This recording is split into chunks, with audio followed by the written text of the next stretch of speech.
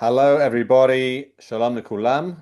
Welcome to the latest episode in Leading Conversations, the new English podcast from the Menachem Begin Heritage Center in Jerusalem. My name is Paul Gross. I'm a senior fellow at the Begin Center, and this is the third episode of the podcast, and actually the third part in a series that we're doing on liberal nationalism, the sort of overarching ethos, ideology of Menachem Begin and of Ze'ev Jabotinsky. And I'm really privileged and delighted to have with me on the podcast today Polly Bronstein, the CEO and founder of the 100 Initiative and author of the book How I Became a Moderate, A Journey from Left to Center. She was previously the head of the Jewish Agency's delegation to the UK. I've just discovered that we just missed each other. She started not long after I left London. And she was also the executive director of the Israeli Scouts in Western Europe. She started her career as a writer and editor in Yediot Achronot, one of Israel's leading newspapers, and she currently lives in Tel Aviv with her husband and two children. Polly Bronstein, thanks so much for joining the podcast. Thank you. That was all correct, which is unique in the time of age that we are living, right? All the Right, that's mistakes true. No going fake news. around. That was a true description of my biography. Fantastic. Okay. So Polly, let's before we get into the sort of meat of the discussion around liberal nationalism and other things that stem from that, um, let's get a bit of detail about this book that you wrote with I think a fascinating title, describing a fascinating political journey or ideological journey, a journey from left to center. So you grew up in a sort of, I'm guessing, in a sort of typical kind of Israeli left-wing Oh, household. no, actually, not typical. Let me Ah, tell you the story because I think it's interesting. Both please. my parents came from Mexico. So they grew up in Mexico. They were born there. Okay. And obviously not originally Mexican families because they were sons and daughters of refugees, right, arriving from Europe. But they did not know any place else. That was their country. Tortillas was their diet and Spanish was their language. But they never felt like they belonged in Mexico, right? They never integrated with the rest of the population, always like very Zionist. They were part of Beitar youth movement, so right wing. Yeah, so not left wing, yeah. The minute they could, they got married and came to live in Israel. So the kids, us, will be Sabras, right? Like real Israelis, authentic Israelis, have no accent and eat hummus and be officers in the army and all of that, which we were.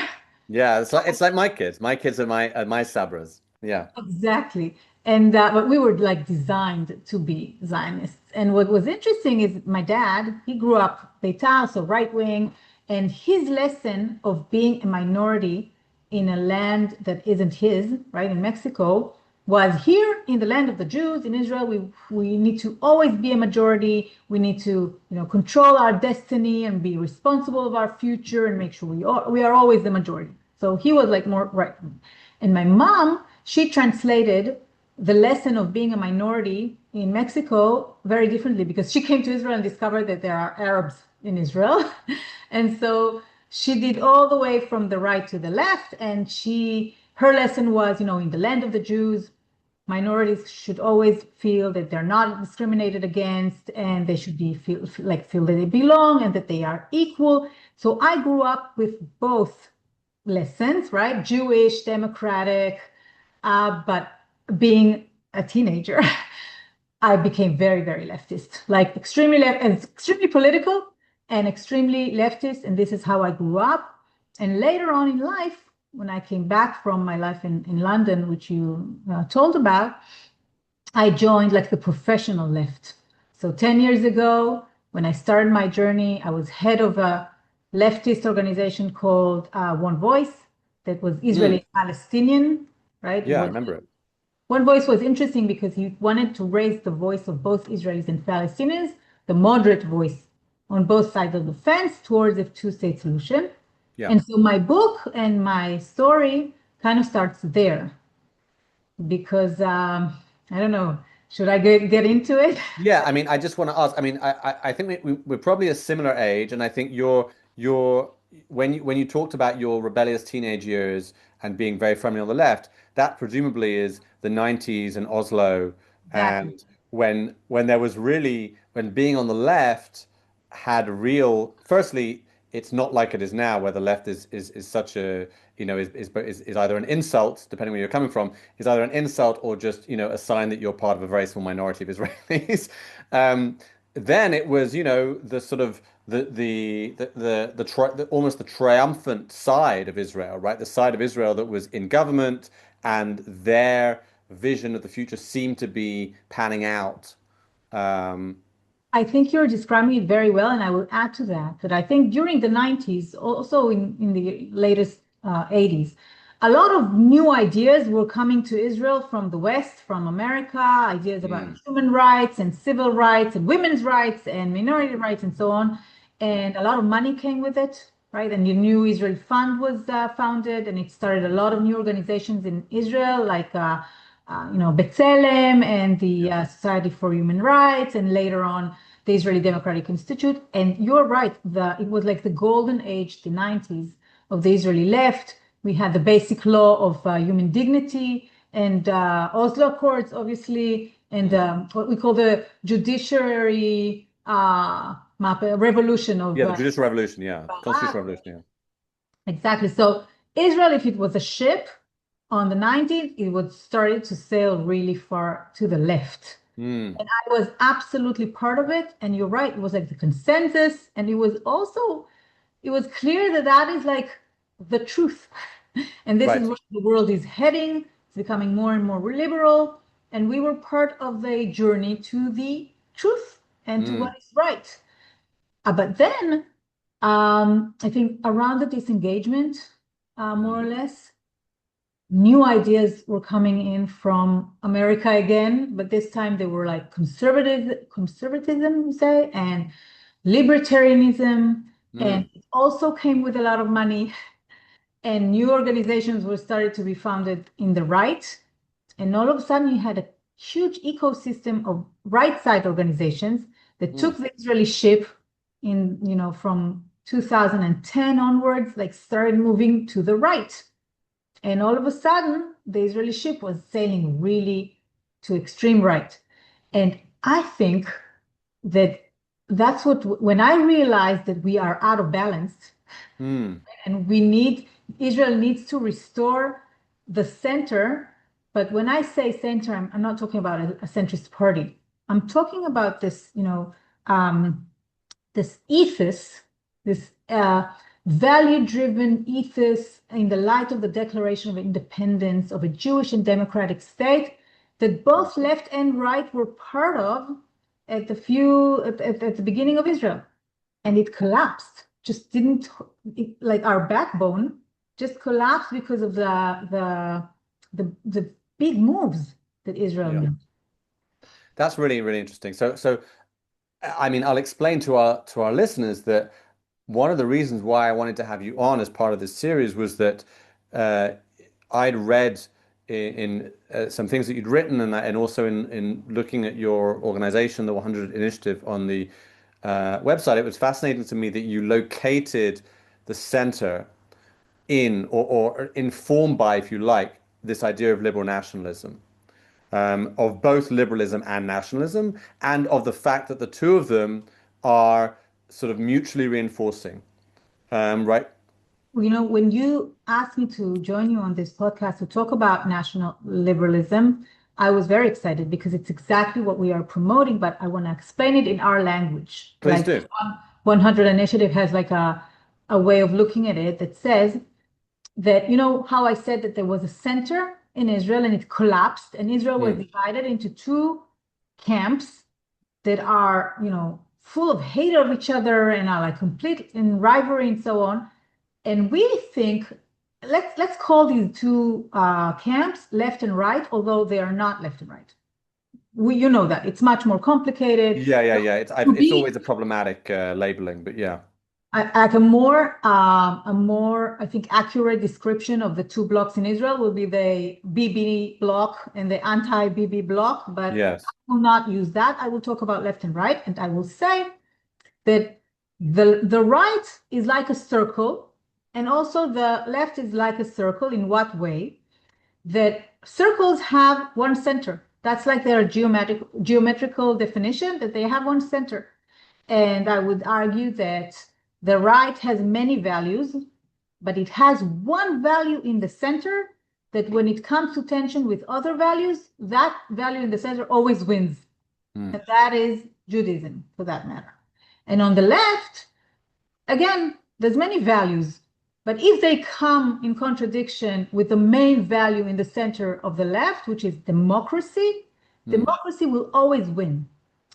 And my argument is that the Israeli center should be rebuilt as an ellipse, not as a circle. Why an ellipse? Because the ellipse is a geometrical shape that has two centers. And the same way as a person has in his brain, like the left part and the right part, and it's the same body, and he needs them both. And the same way we have, two eyes and right hand and left hand and so on. Israel needs Jewish center and a democratic center, and it needs both. That's like what you said, nationalism and liberalism. It seems sometimes like that they contradict, but we need to work around the tension between liberalism and nationalism, because we need them both in a very good balance, and that is what the center, I think, will work for. And you said that when you started this little explanation, you said that the sort of founding values of the state were liberal and national, and I know that you've written, and your organization has at its heart this idea that the Declaration of Independence represents that, and that's come up, by the way, in previous conversations that I've had with Dan Meridor and with Michal Kotle-Wunsch, who also raised those similar ideas, and you think that that's been lost. So can you explain a little in your sense, your thesis, if you like, as to what used to be the case in Israel when there was a kind of liberal national consensus, and how that is different today? What does it look like that Israel no longer has that consensus, that liberal national consensus? I think you said Dan Meridor, he kind of brings like how do you say, gaguim? Nostalgia, kind of. Nostalgia, yes, for the time when it really worked together. And also yes, he's a very good personification of that, I think. Exactly. Yes. You work in the Begin Center. Also, I think when you walk the Begin Center Museum and you remember the personality of Menachem Begin, you remember a leader that really manifested both. And in the museum, you see it both, because you remember when Begin was asked when he became prime minister, in what manner are you going to be managing the country? And he said, in a very בסגנון יהודי טוב. In a good Jewish style. Good Jewish style, yes. Begin was, he had a very strong Jewish identity and a very strong commitment to an Israeli Jewish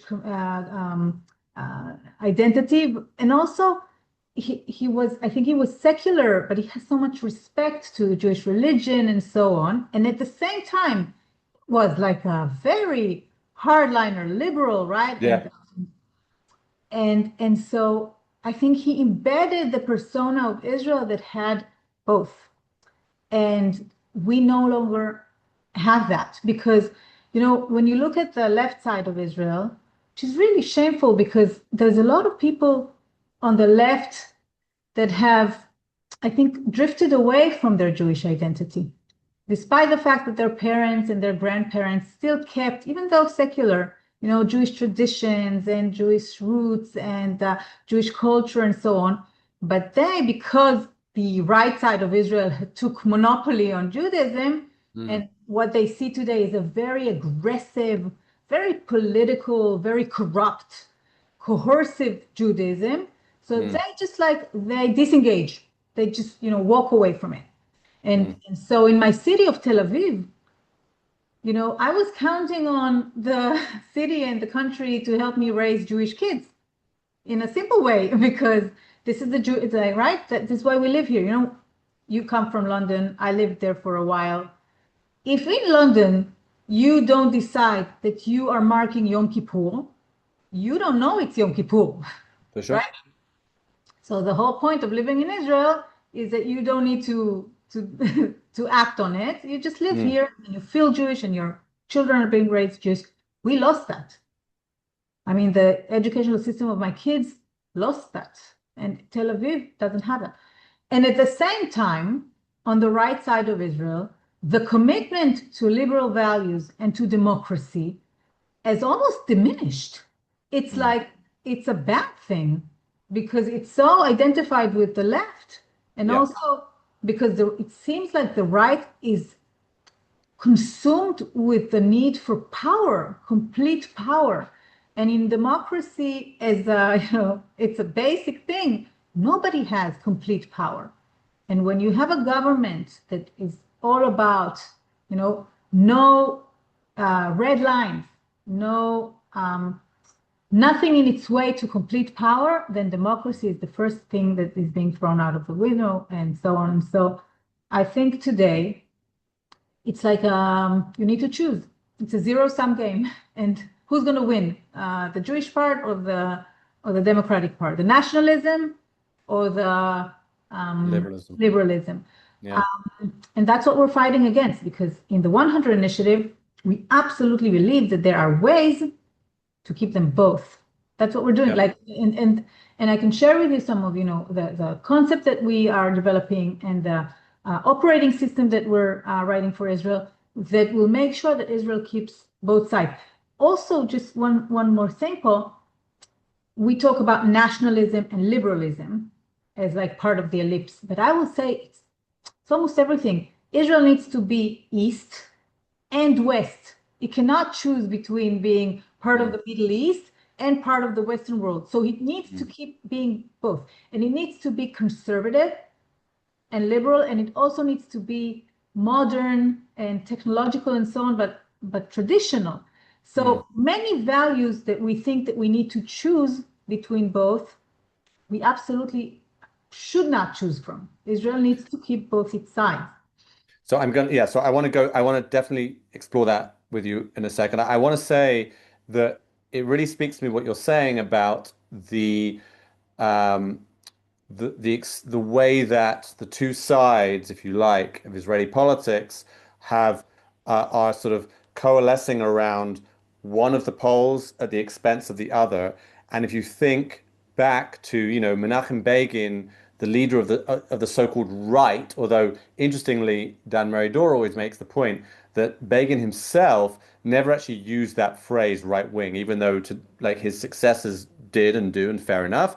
But he would always talk about himself as a liberal nationalist or a national liberal rather than right, because he just didn't think of it in those terms, right? So, but he was, this liberal Democrat to his bones as the right wing, as the leader of the right. And then the old Israeli left was proudly Zionist, patriotic, with the whole concept of mamlachtiyut, which is very hard to translate, but this kind of patriotic statist approach to governance came from Ben Gurion, came from the left, and I think that's really it's really telling, and the extent to which that has that has fallen away, that consensus.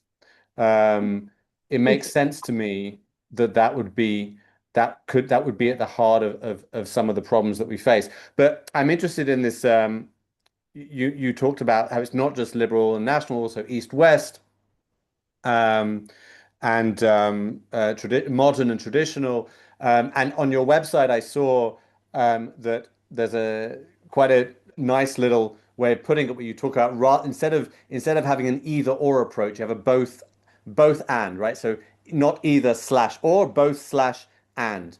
Can you say more about that, what that means in practice? So that's for example is the elliptical thinking, right? Right. Is making sure that you're I want to add something that I think a lot of people can relate to. We as people, we are used to having conflicting identities and values in our lives all the time. So for example, I'm a mom and I'm a career woman and I'm both. And do they contradict? Yes. like all the time. Like now I'm talking to you, I'm not looking at my phone. And if my son needs me at school because he needs me to come pick him up, or so, I don't know, I'm not there. Right. But am I willing to let go of being a career woman? Absolutely not. Am I willing to not be a mom? Of course not. So what do? I don't know, I just manage, right? I work around it. And some days I will be more mom. Some days I will be more working. And I just work around it. I have a colleague that I love, Tehila Friedman. She's a religious woman. And she says the same about being a feminist and Mm. being an Orthodox woman. And she says, does it contradict? Of course it does. Am I willing not to be a feminist or an Orthodox woman? No, I just work around it. It's difficult, but that's who I am.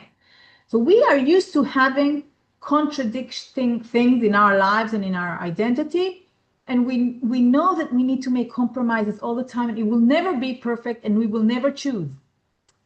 Despite that, we expect our politics to be, binary, make decisions. It's like, I always get that from left and right. But where are you on, Palestinian state? And where are you on pardoning Netanyahu? Like, give us a binary question. And so I want to offer you another way of thinking that I think the center is adopting. And how would you say chashivat? A continuum. A continuum, because it means that instead of asking questions about are you against or for, you will ask the question in a continuum. I'll give you an example. So when the Russian-Ukrainian war started, there was a question whether Israel should take in refugees that are not Jewish. And of course, it was binary. The right said no, and the left said yes. But what was interesting is they both used the same argument. So the right would say, we are a Jewish state, and we need to make sure we have a Jewish majority, and we will take in the Jewish refugees. The rest can go to the rest of the world because we're Jewish. And the left said the same thing. We are a Jewish state, and so we need to be much more sensitive to the needs of refugees. We were refugees. We should take them in. So if you ask, are you for or against? That's the answer that you will get. But if you ask in continuum, so you will ask, how many refugees are you willing for Israel to take in? In which conditions are you willing for us to take in refugees, or for how long are you willing to take in Ukrainian refugees? And all of a sudden, the discussion is different. Because, you can say 1 million or you can say 5,000. It's very different. Let's start talking. It's the same with the Palestinian state. Okay? If I say yes or no, most Israelis at this point will say no. Yeah, post October 7th, it's had quite an impact for obvious reasons. I will also say no if the question is binary. Yeah. Say binary, that's like how you say it. But if I will ask you a question of, in what needs to happen, in which conditions are you willing to have a Palestinian state? Now start with I don't know, a very, very, peace-loving, Taylor Swift kind of, I don't know, a Palestinian state. That's one thing. But once there's a continuum and you start talking about the conditions and it's a very different way of thinking. And this is how we try to solve problems, looking at it in that perspective. Right. So it's not about the binary, it's looking at degrees, right? Like, to what extent can we make this work? How many, how much? I mean, Paul, for your question, it's a matter of asking, Israel can sometimes be more nationalistic. I think during the war in Gaza, for sure for the first, few months or year, Israel needed to be more nationalistic. There was no question about it, right? It was a surviving thing. If we did not have our nationalistic instincts rule Israel, we would not have the volunteering and the soldiers and the commitment and what we have. So people who were very afraid of, oh my God, Israel became very nationalistic, also need to take into consideration that goes down, the more the war, became less and less threatening, and Israel can go back to becoming more and more liberal. I will also argue this. Israel became more hawkish since October 7th, but Israel is becoming more liberal at the same time. The trend, it sounds like it's contradicting, but it happens at the same time. So, for example, Israel, when it comes to gay rights, okay, and women, is become even like the more conservative part of Israel is becoming more liberal. Did you know that there is a clear trend of more religious women joining the army? They don't have to, right? According to the law, they don't have to, but they're going in bigger and bigger numbers to the army. And if you know, but gay people are more and more accepted in religious Orthodox communities in Israel than before. And our chairman of the Knesset from the Likud party is men, right? Yeah. Family, and out of the closet and everything. And at the same time, Israel is also becoming more and more hawkish. How people feel towards Arabs and how they treat Arabs is becoming worse. But I'm trying to be more forgiving to the Israelis because I think they're not necessarily racist.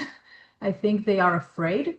I think that there's a nationalistic and they're traumatized. I think we're a traumatized people after October 7th. Right. And so I think the fact that Israel is becoming more hawkish doesn't mean that Israel is not becoming more liberal, and it's happening at the same time. This is what I talk about, both sides being, and sometimes you have a time that is more like one part, and sometimes the other part is more active. But Israel is both. Yeah, I want to test a theory with you. So I look around the world and I see, as I'm sure you do, the kind of political polarization that you're talking about. I see it everywhere, right? The United States is famously, dangerously even polarized. Certainly, my old country, the UK, and other parts of Europe. And my theory, especially in my more optimistic moments, is that Israel is, I think, in many ways better placed than some other countries to model a kind of to model this kind of liberal nationalism, because I think that Israelis, obviously there are people on the fringes, like I think minorities on both sides, who really, really don't want to have anything to do with either Jewish, let's say Jewish identity or or nationalism on one hand, or on the other hand, liberal democracy. But I think the vast majority of Israelis, at least, even subconsciously, or even in the sort of their kind of instinctive way of thinking, are both liberal and patriotic Zionists, right? National. And unfortunately, the realities of politics, and a lot of it's to do with the personality of the prime minister, for or against, and obviously that we're not going to get into that, but I think that's unfortunately part of the problem, whether you like or don't like him. But I think the reality of politics has pushed them to their corners, right, to their different sides. But I do think that that Israelis are instinctively a liberal national people. That's my sense. Do you think I'm completely wrong, somewhat right, completely wrong? Where are you on this? No, I keep continue listening to you because I totally agree with you, and I love hearing people say what I think. I knew I invited the right person. I totally agree with what you said. I will say this. First of all, obviously not a Netanyahu supporter, like really not a Netanyahu supporter, Okay. but I don't blame Netanyahu for, everything wrong in Israel. I used to be like from the Netanyahu school, which means I would explain everything bad in Israel with the personality of Netanyahu. I don't do that anymore because I think it's very clear that Netanyahu is a symptom of something and not the cause. And how Okay. do I know? I think that there's a virus, a divisive virus going around Western democracy all over and making all democratic societies in Israel, in the world, under, a plague. And you see it in the United States, it's really extreme there. Like, I think it's worse than here. It's Agree. terrible. And in Europe, of course, most of the countries, again, some more than others, but all of them are going through this. I think what is causing this, actually, obviously, it's social media and technology and so on, but also demographic changes that are becoming very apparent everywhere, and change, like, it brings a lot of tension. And also, Israel has really dramatically changed demographically and brings a lot of tension into Israel. So I think if it wasn't Netanyahu, it was someone else, right? I mean, he's really good at being divisive, but it's not that if we unseat him, the problem stops. Having said that, I completely agree with you that we can also be the first ones to overcome this virus. I really believe that. And people will say, what? Like, some people will tell me, do you have other places in the world where the center is, winning, and that why do you think little Israel can overcome this, how do you call it, like, divisive plague, when other countries are in the midst of this crisis? I would say, look at what happened during the COVID crisis. I mean, little Israel was the first one to come out of the COVID crisis in the world and vaccine all of its society, right? Right. Because we had characteristics that allowed us, were unique and allowed us to come out of the crisis. I agree with you that we have, because most of us are Jewish, and we have that in our DNA, and we are one people still. And if we use Judaism, our Jewish identity, as a glue that will, bring us together, instead of being now the cause that is, breaking us apart, we can definitely come out of this crisis first. But, I'm optimistic, but at the same time, we're working against a tsunami of hate. Yeah. It's like there's, they call it here the poison machine. The poison machines are working to keep us apart and to keep us hating each other. And so people like, I want to say you and I and others are working against the trend. But we are working with a real sentiment that I think you were referring to, that Israelis really have. And I want to tell you something. I'm about, 8 months, 10 months into the war. I spoke to a group of people from the United States, and they listened to my theories and my ideas.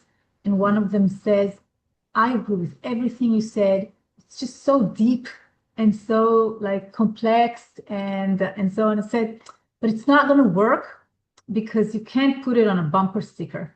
It's just too complicated. It's just too deep. It's not intuitive. Right. And I told him, what are you talking about? Like, the bumper sticker, the billboard, the message right now that is all over Israel, is my message, which is, together we will win. Remember, ביחד ננצח. Because for a year, it was on every highway, on every building, on every car, in every restaurant, together we will win. Why? Yeah. Because that was the Israeli instinct, and that was like the basic primary feeling, the authentic one. But also because it kind of implied the other way around. It implied, if we won't be together, if we do not unite, we will lose. And I think it was a sentiment that existed on both sides of the dividing line, right? Wall. Most Israelis felt it. Most Israelis, the pragmatic and moderate Israelis on both sides, felt that they wanted to unite to deal with our big challenges, and they have that DNA and it's authentic to them. And so I don't think you're delusional. I think you're right. But we need to work to create it. Yeah. We're working against a very heavily funded machine that is gaining from keeping us apart. Right. And I think, for all that, the political leadership, and I'm going to say on both sides, were, sort of arguing with each other, even, after the war, after October 7th, and there were debates around, prioritizing hostages or prioritizing defeating Hamas or all that stuff. I think below the level of the political leadership, ordinary Israelis, whether they voted for, let's say, right or left, using that terminology, they came together to fight alongside each other in the IDF, right? They were you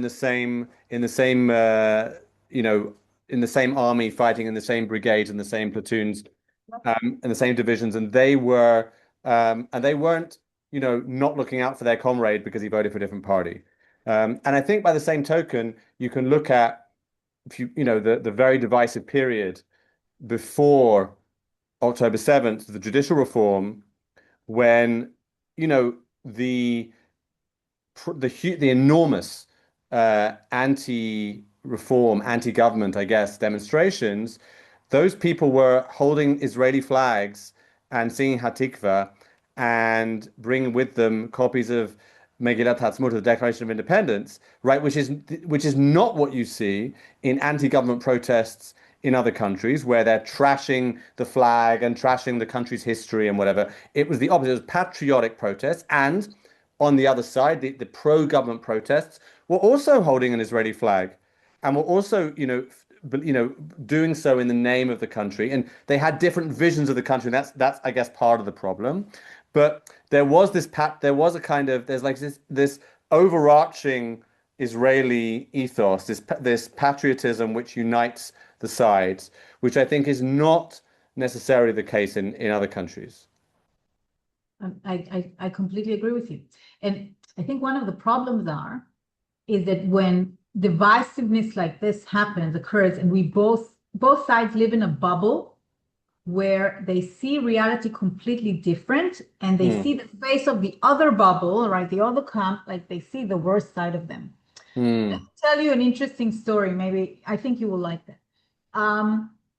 In April of 24, so that will be like, I don't know, 6 months, like half a year after the October 7th war, the 100 Initiative did a very, very big, very deep poll and research and focus groups and so on to kind of understand Israeli sentiments on many, many things. And we saw a lot of data. It was super interesting. But one of the things that we saw, if you remember, Benny Gantz's party was then like the biggest on the opposition. It had like 40 seats in the Israeli Knesset. And Netanyahu was the biggest party in the coalition. And he had like 20-something seats in the polls. And when we were asking the Israeli public to say whether Israel is going on the right direction or is it on the wrong direction, 70% of Gantz's voters in the poll said that Israel is going to the wrong direction, and the Netanyahu voters in 70% said that Israel is going on the right direction. It was like a mirror image of each other. And then you look at the results and you go like, what? I mean, it's the same war, same reality. Everyone is like seeing the same thing. Why are these people so optimistic and delusional or whatever? And why are these people so depressed and seeing everything in black? Like, what is happening there? And the answer came from another question in the research where we asked people to say, where do they get their news from? And so almost 70% of the Netanyahu voters said Channel 14, and which is like Fox News, right? And right, the the pro-Netanyahu, the pro-Netanyahu channel, TV channel, pro-Netanyahu plus plus. And then the almost 70% of the Gantz's voters were watching Channel 12. So they were not living in the same reality. They were not understand. I mean, because people tell me all the time, but there's truth. Of course there's truth, but we're not understanding the truth the same way. We have conflicting narratives. We don't live in the same reality at all. And they're also, not only are they watching different TV channels, but when they go on social media, the algorithm sends each side reinforcing posts and tweets and things. So the Channel 14 watchers are getting, pro Netanyahu arguments on their social media, and the Channel 12 watchers are getting anti-Netanyahu arguments. Exactly, but more and more aggressive also. Like we're seeing, I mean, the Netanyahu voters will see the most, aggressive, violent side of the protest, like the most extreme side of the protest against the government. And the opposition voters will see the most violent, well, I would say they'll see the government, because we do have a very aggressive government.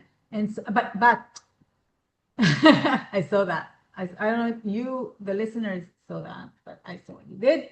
The body language. No, but I will say this. The people that vote opposition will assume that everyone who supports the coalition is a supporter of everything that the government does, which is not true. Right. So, for example, right, they will say, I'm a supporter of Netanyahu because I have no other option, because I think, because of the war, he's the only one who will, provide us security and so on. But it doesn't mean that they support everything that this government does. And the people on the left side will assume so, that the government is the face of all of its voters. The same way as, for that matter, in America, people will think that all the people who vote for Trump are identified with all of his, values and what he does. And it's not like that. A lot of people vote for Trump for their personal interests, for example, Israel. So we see the worst on each side, and we don't have the same language to describe reality, and we no longer see reality the same way. So one of the things that we need to do is to break that wall. And we call it, like, if there's two blocks, we say that there needs to be a third block in the center.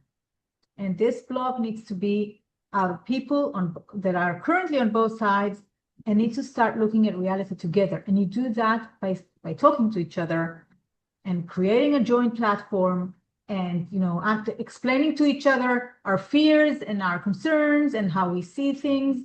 And it starts with that. But it means that we can't delegitimize the other side.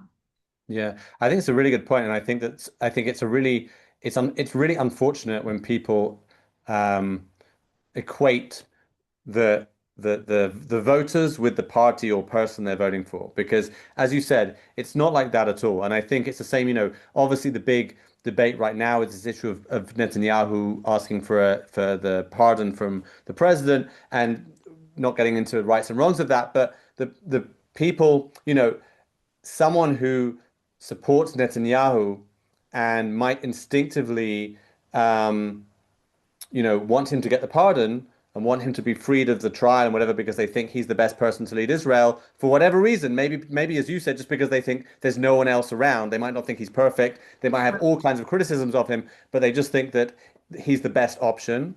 That doesn't mean that they subscribe to that everything that comes out of the Likud in support of Netanyahu, including some some of the more outrageous statements, that they're supporting all of that. And same on the other side, the people that think that this is a disgrace, that the idea that Netanyahu should get a pardon, of course he shouldn't. All these things that doesn't mean that then they support things coming out of the anti-Netanyahu camp, which might seem to sort of delegitimize, the whole of the right, or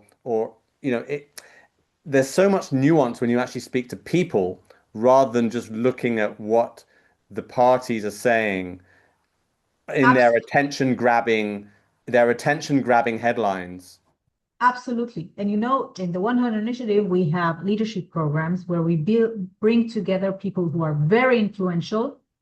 So rabbis and heads of protest movements and journalists and people who are very strong on social media and so on. So like very influential people that come from the right, center, and left. And we have them do together a journey of 8 days, not consecutive, but 8 days with overnight and so on. And it's exactly what you just said. When people are starting to talk to each other personally, but also, about their identities, and then about the actual issue, right? About actually how can we politically make this work? All of a sudden you realize it's exactly what it's full of nuances. We were full of biases. We were full of assumptions that were wrong. And now that we need each other, we understand that if we compromise a bit and you compromise a bit, we actually have a lot in common, and we can develop trust. So it's a lot about trust. Yeah. Because we assume that the other side is full of bad intentions when it's actually not true. Yeah. It's funny, I think, when during the judicial reform period, when the president brought together, he tried to get a compromise, right? He brought people from the government and people from the coalition together to sort of try and hammer out some sort of compromise, and they never actually got anywhere ultimately. And I think to myself, if instead of bringing together people from the coalition, people from the opposition, if instead he'd brought, smart, well-informed supporters of the government and smart, well-informed supporters of the opposition, who were just, regular people, Right. I think he might have got somewhere, because I think those ordinary people Yeah. would have had, I think they might very quickly found that they didn't disagree that, for example, there was a need for reform, and that there were situations where the court was overreaching. Yes. And that they didn't disagree, but they didn't want to see a situation where all the power rested with the prime minister and his cabinet, and there were no restrictions.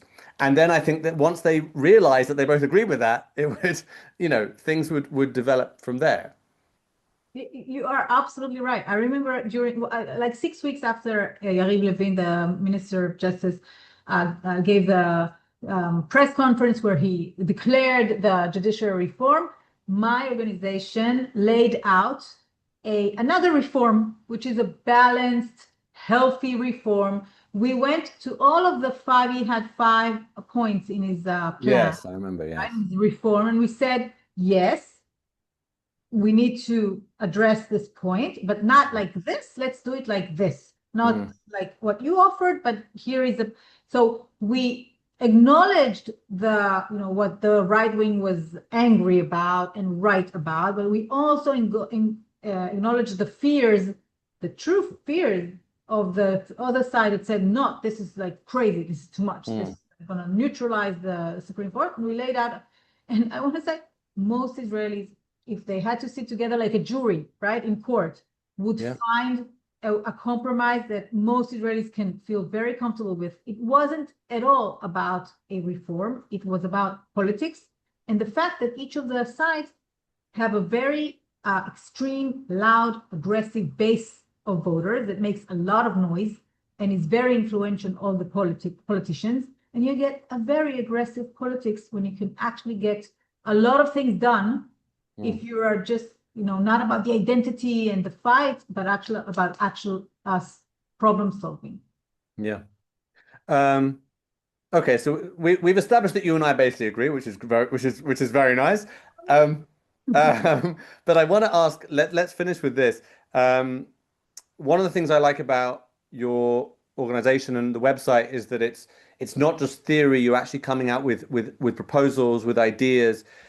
Maybe you could just share with us maybe one way that you think the more Jewish side could adopt a more liberal or democratic approach, and one way in which you think the more democratic side could adopt a more Jewish or national approach, like an example.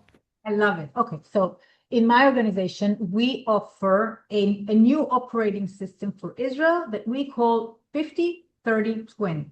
The 50-30-20 model or operating system layers Israel. Instead of like 100% like it is today, everything is decided by the Knesset, and we all fight about our nationalistic identity and who we are and the character of Israel. We say, let's layer it to 50-30-20. So 50% will be national, and we will make decisions together in the Israeli Knesset, and the budget will be shared by everyone and so on. But 30% could be municipal.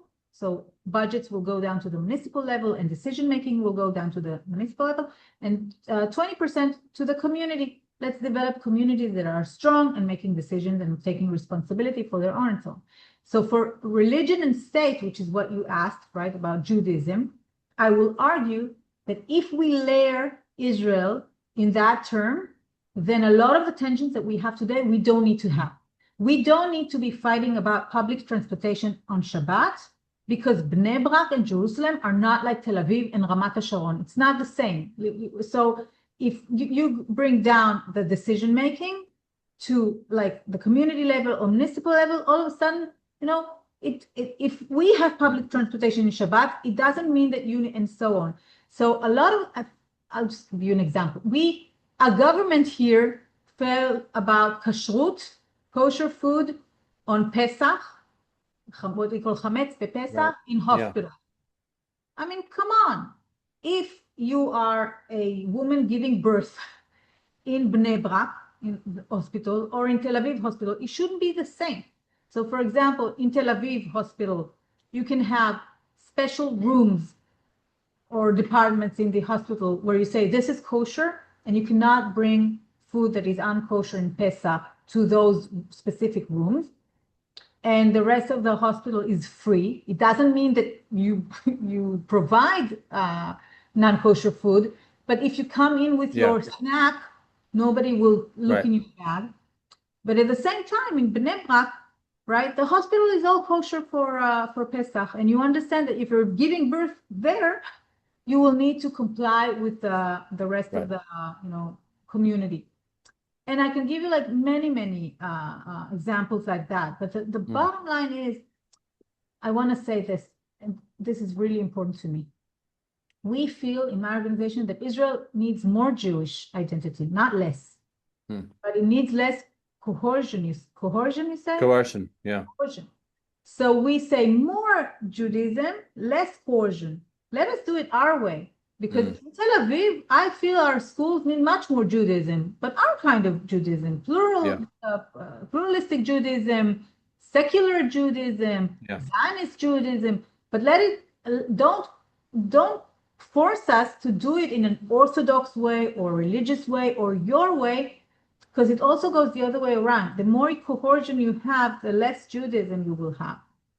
So this is the movement that we offer: more Judaism, less coercion, and we offer to layer it to 50-30-20, so the decision making is not being done all nationalistic, but it has more layers. And that's why I'm saying there are answers and solutions. We just need to want to solve our tensions and not like build on them our hatred and our divisiveness.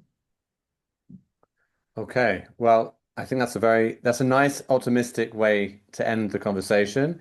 Polly, I want to thank you very much for sharing your story and your thoughts and I think the really interesting work that you're doing with the 100 Initiative. People should check it out on the website. There's a good English website as well. So please do that. We'll be back soon with another edition of the podcast. So thank you all for listening, and thank you again to Polly Bronstein. Thank you, Paul. Thank you, everyone.